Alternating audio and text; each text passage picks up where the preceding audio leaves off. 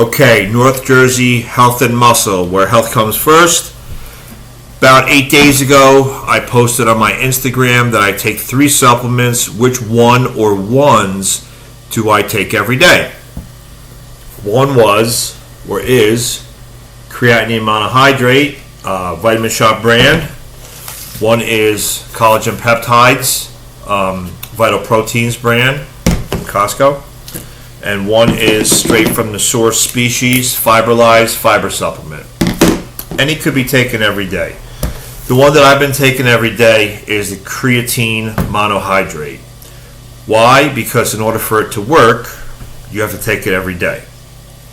We used to believe that you needed to load it with like 4 servings a day and then back off.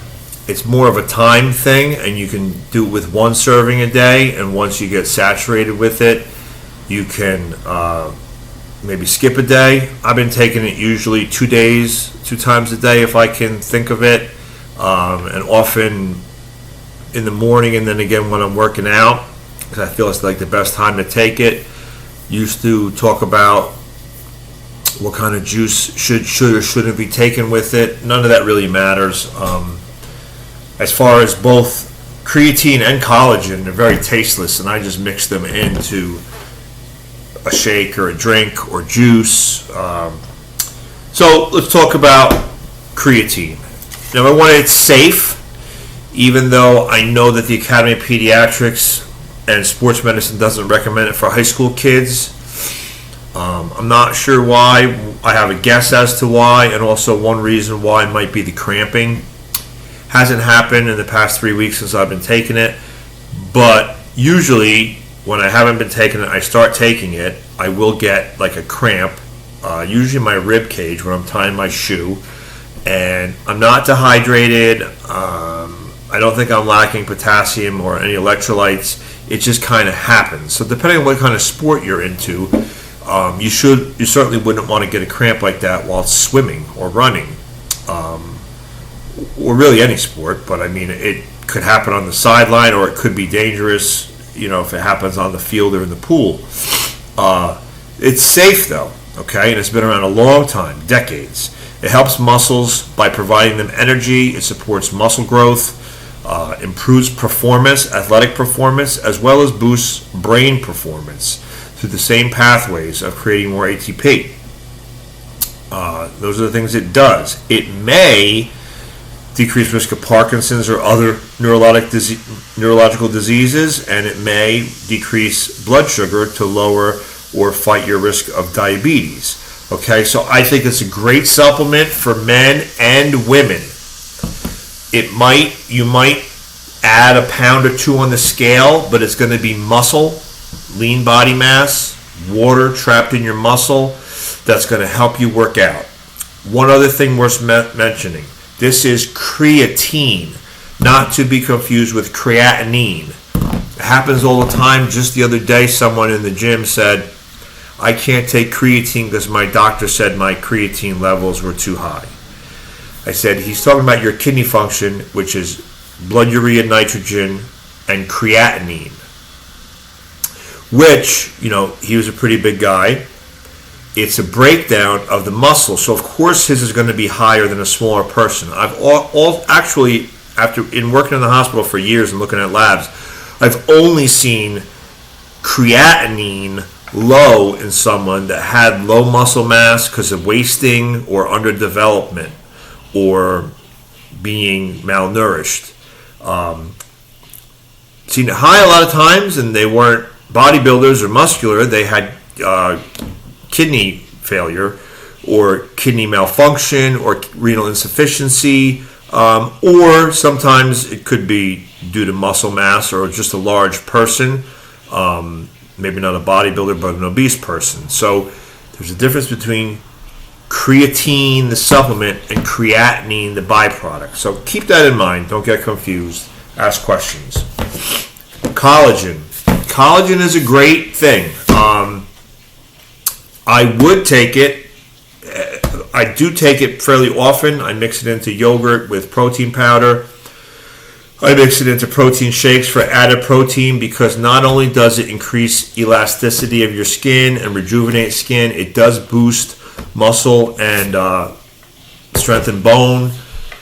Good for joints, reduces wrinkling, good for osteoarthritis pain, good for wound healing.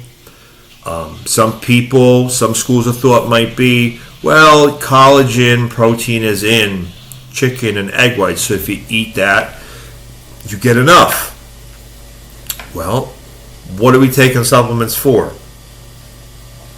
Maybe, you're somebody, I drink a lot of water, and I exercise, and I still don't want my skin to wrinkle, and I still don't want my joints to feel bad. You take collagen, mix it up in the morning. I might not take it if I'm going to eat egg whites, or egg whites or chicken for breakfast, or something high in it. But if I'm going to have a bagel and turkey bacon while I'm making it, I put it in some orange juice and I drink a serving of it, and it's a great supplement. Okay, look into if a lot of people will say, and there's a lot of brands that sell liquid collagen. People say it's much better. Again, because some people also say we get enough from our food, which is not liquid. I tend to think maybe getting the best, gauge it. That's why I don't take all of these supplements all the time every day, because they can get expensive. So you pick and choose. If you're really into the benefits of collagen, you might invest in something more better or more absorbable. Fiberlize. This one you could take every day. When I bought it, they said I should have taken it every day, training for my show to keep yourself full. I don't necessarily agree. Again, I was talking to the wife of the owner of the company over the phone. They live in Florida. It's this mixes up very thick and a little hard to drink. You have to drink it right away or it gets solid. I think it's good. I don't remember the allergens on it or not. I think it's pretty much allergen free and soy and gluten free. But the thing is that it gives you a good amount of fiber, and the benefits of fiber are robust. Weight loss, gut health, blood sugar and cholesterol lowering, decreased chance of heart disease, decreased chance of cancer, especially colon cancer or primarily colon cancer. Because of all these things, it can help you live longer, and it also makes for healthier regular bowel movements. So in other words, it can both correct constipation and make you regular, and it can help to correct diarrhea by adding some bulk and keeping things in your stomach longer. Your large colon is where water is absorbed. So if things move through too quickly, you might have diarrhea. If they move through too slowly or slow and there's not enough water, you might have constipation. So it's a balance. Drink a lot of water. Eat fruits and vegetables, whole grains, beans. Get as much fiber as you can. This gives you 9 grams a day. The recommendation for most people, I believe, is 25 to 35 for an adult. Fiber is getting a bad rap now because it can't be digested. People are saying you don't need it. I don't think that could be much further from the truth. The benefits of it are that it's not digested, that it is satiating, that it is bulky. It's satiating along the same lines as fat and protein, and you're not getting calories from it. An influencer who's also a dietitian made a post today where she said that anything that is restrictive should be taken on with caution, any kind of diet or exercise program, because you're less likely to continue it and more likely to go off. It's more restrictive, the less sustainable it is. So in other words, like eating nothing but steak, eggs, and milk is not sustainable because what do you do if everybody goes out for pizza? What do you do if people order bagels? We can't just blame one food because all calories matter in a way for being overweight or us not hitting our goals. So to be sustainable, I am the last person that likes to be restricted or put on a diet. The last. And I keep that in mind when I give people programs. Now, what I do is I try to eat enough so that I'm always satisfied, so I can always be, whether it's grilled chicken and rice with vegetables or whether it's chicken franchise. Obviously, if I always did it with chicken franchise, I would gain weight. Those are just two examples. But by eating lower fat and not adding fat, you can get more food. By eating more vegetables than grains on your plate, you can get more food for less calories. By eating high fiber, that's one of the things. By eating low fat and high fiber, you can get more food with less calories. That makes it sustainable. That's where you want to do. That's where you want to be. You want to be positive.